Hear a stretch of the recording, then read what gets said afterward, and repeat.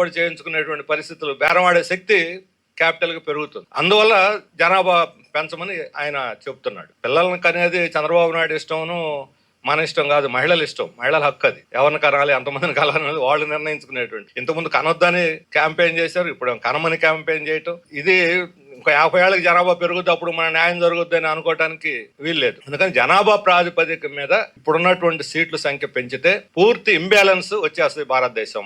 ఎంత ఇంబ్యాలెన్స్ వస్తుందంటే దక్షిణాది రాష్ట్రాల యొక్క వాయిస్ కి అసలు విలువే లేకుండా పోతుంది. ఇప్పటికే తెలంగాణ, ఆంధ్ర చీలిపోయి తెలుగు వాయిస్ కి అసలు పోయింది, ప్రాధాన్యత తగ్గిపోయింది. తెలుగు వాళ్ళందరూ ఉమ్మడిగా ఒక అంశం మీద ఫైట్ చేసేటువంటిది లేదు. ఇప్పుడు ఈ ఉన్నటువంటి ప్రాతినిధ్యం కూడా తగ్గిపోతే ఇక పార్లమెంట్ లో మన అభివృద్ధికి సంబంధించి కానీ ఇతర అంశాలు ఏవి కూడా మాట్లాడేదానికి అవకాశం లేకుండా పోతుంది. అందువల్ల ఇంబ్యాలెన్స్, నేషనల్ ఇంబ్యాలెన్స్ వస్తే ఆ నేషనల్ ఇంబ్యాలెన్స్ అనైక్యతకి లేదా పూర్తి అసమానతలకి దారి తీస్తుంది.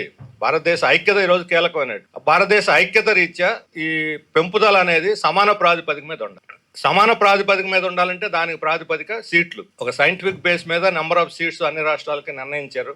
ఆ సీట్స్ సంఖ్యను బట్టి పెరుగుదల ఉండాలి. జనాభా పెరుగుదలను బట్టి కాకుండా సీట్ల సంఖ్యను బట్టి. ఇప్పుడు 10 సీట్లు ఉన్న వాళ్ళకి 10% చొప్పున ఒకటి పెరిగితే, 20 సీట్లు ఉన్న వాళ్ళకి 2 పెరుగుతాయి, 40 సీట్లు ఉన్న వాళ్ళకి 4 పెరుగుతాయి. అట్లాగే ఉత్తరప్రదేశ్కి పెరుగుతాయి, ఆంధ్రప్రదేశ్కి పెరుగుతాయి, తమిళనాడుకి పెరుగుతాయి. ఇప్పుడు జనాభా ప్రాతిపదిక మీద దక్షిణాది రాష్ట్రాలకి మన వాళ్ళు చెప్పారు, లక్ష్మణరావు గారు 40 సీట్లు తగ్గిపోయే ప్రమాదం ఉంది. మన ఆంధ్రప్రదేశ్ కూడా 6 నుంచి 8 సీట్లు తగ్గుతాయి ఈ జనాభా ప్రాతిపదిక మీదే అయితే. అందుకని ఎట్టి పరిస్థితులు ఇది మనకి అంగీకారం కాదు. మన చెన్నైలో ముఖ్యమంత్రులు, 7 ముఖ్యమంత్రులు, ఇతర అనేక ప్రతిపక్ష పార్టీలు అందరూ సమావేశమై వాళ్ళు దీన్ని ఫ్రీజ్ ని ఎక్స్టెండ్ చేయాలి ఇంకో 30 ఏళ్ళు. ఈ ఫ్రీజ్ 543 స్థానాలు యథావిధిగా ఉండేటట్టు ఇంకొక 30 ఏళ్ళు ఎక్స్టెండ్ చేయాలని చెప్పారు.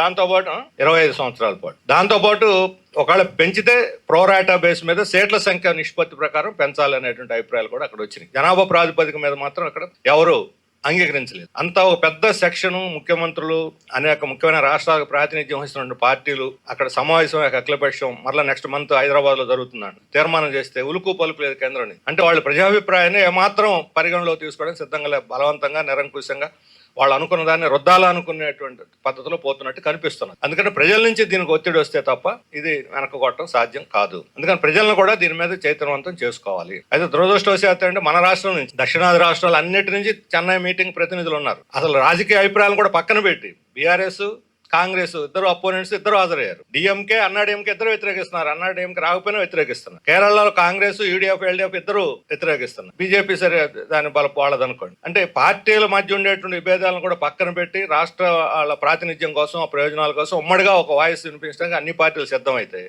ఎవరి కుంపట వాళ్ళదే. మన రాష్ట్రంలో అసలు ప్రాతినిధ్యమే లేనటువంటి రాష్ట్రం మంది. ఆ దక్షిణాది రాష్ట్రాలు సమావేశం జరిగితే ఆ సమావేశంలో తెలుగు వాళ్ళ ప్రాతినిధ్యం లేదు. ఇక్కడ మన ఆంధ్రప్రదేశ్ ప్రాతినిధ్యం లేదు, తెలంగాణ నుంచి ఉంది, ఇక్కడ నుంచి లేదు. చంద్రబాబు నాయుడు గారు ఏమంటున్నారు, దీని అసలు విషయాన్ని పక్కదారి పట్టించేసి మన అసెంబ్లీకి 75 సీట్లు మహిళలకు పెరుగుతాయి అంటున్నాడు. అసలు మహిళల రిజర్వేషన్ వస్తాయో ఎందుకంటే 26 జనాభా జరగాలి. 29 ఎన్నికల నాటికి అన్ని రాజ్యాంగాలు సవరణలు, ఈ రాష్ట్రాల ఆమోదాలు అన్ని అయ్యేసరికి 29 కాదు 34 పోతుందంట. ఈ పూచిని దీన్ని ఒక చూపెట్టి ఎరేసి దీని మద్దతు సంపాదించాలని చెప్పని కోరుకోండి. ఆయన అదనపు ప్రతిపాదన అంటే జనాభా ప్రాతిపదికతో పాటు జనాభా కంట్రోల్ చేసిన రాష్ట్రాలకి వెయిటేజ్ ఇవ్వమన్నాడు. ఏమిటో మరి ఆ వెయిటేజ్ ఆయన బరువు తోల్చారేమో. వెయిటేజ్ అంటే వెయిటేజ్ దేని ప్రాతిపదిక వెయిటేజ్ అసలు వద్దని చెప్పి ఇంత ఎందుకని ఇంత గందరగోళం ఎందుకు? సూటిగా చెప్పేయచ్చు. అంటే ఆయన ఇంతకు ముందులాగా బలమైన స్థానంలో లేడు, అత్యంత బలహీనమైన స్థానంలో ఉన్నాడు. అత్యంత అధిక సీట్లు కలిగి అత్యంత బలహీనమైన స్థానంలో చంద్రబాబు ఉన్నాడు. ఇది చాలా విచిత్రమైన పరిస్థితి. ఇంత బలమైన సీట్లు, 2/3 మెజారిటీ, ఎప్పుడు రాని ఓట్లు, ఎప్పుడు రాని సీట్లు తెలుగుదేశానికి వచ్చిన జాతీయ రాజకీయాలు అత్యంత బలహీనమైన స్థానంలో ఆయన ఉన్నాడు. అదేదో చెబుతారు కుజుడు బుజుడు ఏదో ఉన్నాడు. ఆ స్థానం ఆయనకి ఏదో కలిసి రాలేదన్నట్టు. ఎందుకంటే వెనకున్నటువంటి చరిత్ర, హిస్టరీ మొత్తం అమిత్ షా కన్నెర చేస్తే వణికిపోయేటువంటి పరిస్థితి వస్తుంది. అందుకని దానికి కాదనలేడు. ఇక రాష్ట్ర ప్రయోజనాలు వీటిని దృష్టిలో నాటకాలు.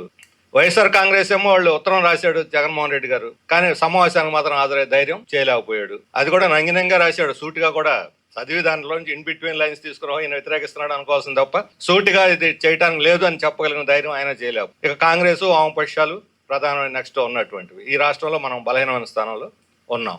అయినా సరే వామపక్షాలు, కాంగ్రెస్తో పాటు ప్రజా సంఘాలు, ప్రజలు, ఇప్పుడు లక్ష్మణరెడ్డి గారు లాంటి సంస్థలు ఇవన్నీ కూడా చొరవ తీసుకొని చేస్తే మన రాష్ట్ర ప్రభుత్వం మీద కూడా ఒత్తిడి తీసుకొచ్చి వాళ్ళు కూడా ఓపెన్ గా రాష్ట్రం యొక్క ప్రయోజనాల కోసం నిలబడేటట్టు చేయొచ్చు. ఇక్కడ రాష్ట్ర ప్రయోజనాలు మాత్రమే కాదు, ఇప్పుడు సీట్ల సంఖ్య పెరిగితే వామపక్షాలు కాంగ్రెస్ ఇప్పుడు ఇమ్మీడియట్ గా సీట్లు పెరిగేది కూడా ఏం లేదు, అంత ఆశయం లేవు మనం. కానీ అది తెలుగుదేశానికి లాభం, ఇంకో రకంగా చెప్పాలండి వైఎస్ఆర్కి లాభం. అయినా వాళ్ళు నోరు మెదపటం. ఈ సీట్ల ప్రాతిపదిక ఇది కానీ అమల్లోకి వస్తే, ఈ జనాభా ప్రాతిపదిక మీద అమల్లోకి వచ్చి సీట్లు తగ్గిపోతే మొట్టమొదట నష్టపోయేది ప్రాంతీయ పార్టీలే. ప్రాంతీయ పార్టీల యొక్క గొంతు మోగపోతుంది. ఇప్పటికే చాలా ప్రాధాన్యత తగ్గిపోయింది ప్రాంతీయ పార్టీలకి. రాబోయే రోజుల్లో ఆ మేరకు ప్రాధాన్యత కూడా ఉండదు ఈ ప్రాంతీయ పార్టీ. అందుకని ప్రాంతీయ పార్టీలు వాళ్ళ ఉనికిని, తెలుగుదేశం అయినా వైఎస్ఆర్ అయినా జనసేన అయినా 3 ప్రాంతీయ పార్టీలు వాళ్ళ ఉనికిని కాపాడుకోవాలి ఆంధ్రప్రదేశ్లో అని అనుకుంటే తప్పనిసరిగా దీని వ్యతిరేకంగా ముందుకు రావాలి. దీని మీద మాట్లాడటానికి వాళ్ళు జంకుతున్నారు. అందువల్ల నా అభిప్రాయం ఏంటంటే మనం డిమాండ్ చేయాలి, ఆంధ్రప్రదేశ్ ప్రభుత్వం అసెంబ్లీ ప్రత్యేకంగా సమావేశపరిచి డీలిమిటేషన్ ఆపాలి, ఈ జనాభా ప్రాతిపదిక మీద పెంచేదాన్ని ఆపాలి.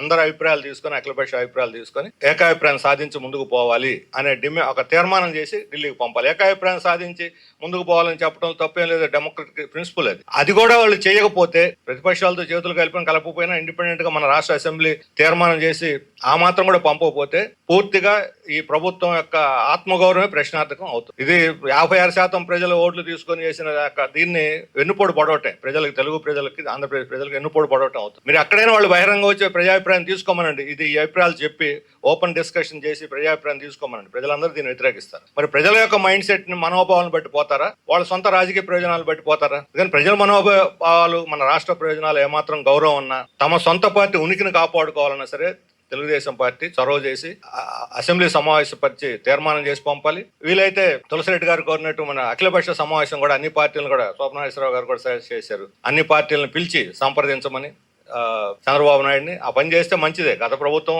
ఈ అఖిలపక్షాలని పిలిచి ఎప్పుడు సంప్రదించిన పాపాలను పోలేదు, వీళ్ళు వేయలేదు. ఈ సంస్కృతే ఇంతకుముందు ఉండేది. వైఎస్ రాజశేఖర రెడ్డి తర్వాత పోయినట్టు పూర్తిగా సంస్కృతే కాలగర్భంలో కలిసిపోయింది. ఇప్పుడు ఏకపక్షమైన ఇదే జరుగుతా ఉంది. అందుకని అఖిలపక్షం పిలిచి అందరి అభిప్రాయాలు తీసుకురైనా దాన్ని ముందుకు తీసుకుపోవాలని చెప్పని కోరుతున్నాను. ఇది అందుకని మా సిపిఐఎం కి సంబంధించిన వరకు ఈ రౌండ్ టేబుల్ తీసుకునేటువంటి ఇక్కడ వచ్చినటువంటి అభిప్రాయాలని బలపరుస్తూ భవిష్యత్తులో రాష్ట్ర ప్రభుత్వం మీద ఒత్తిడి తేవడానికి మన అందరం కూడా, తెలుగుదేశం మీద రాష్ట్ర ప్రభుత్వం మీద ఒత్తిడి తేవడానికి అందరం యునైటెడ్ గా ఈ కృషిని కొనసాగించాలి. ఇలాంటి రౌండ్ టేబుల్ సమావేశాలు కింద స్థాయి వరకు కూడా నిర్వహించి ప్రజాభిప్రాయాన్ని కూడగట్టడానికి